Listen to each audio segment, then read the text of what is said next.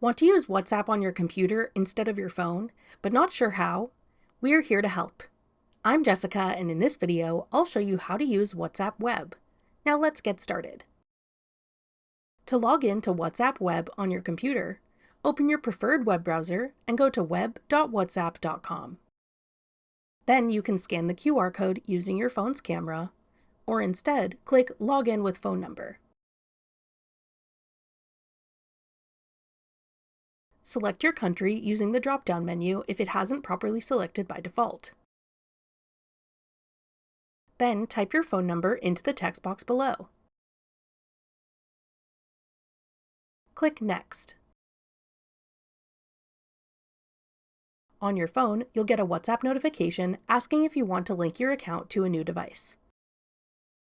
Tap Confirm.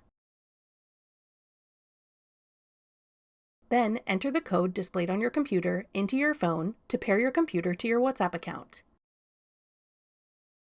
Once you've done this, you'll be logged into WhatsApp on your computer and be able to access all of your messages and contact list. You can pick up on an existing conversation or start new chats just like you would on the mobile app.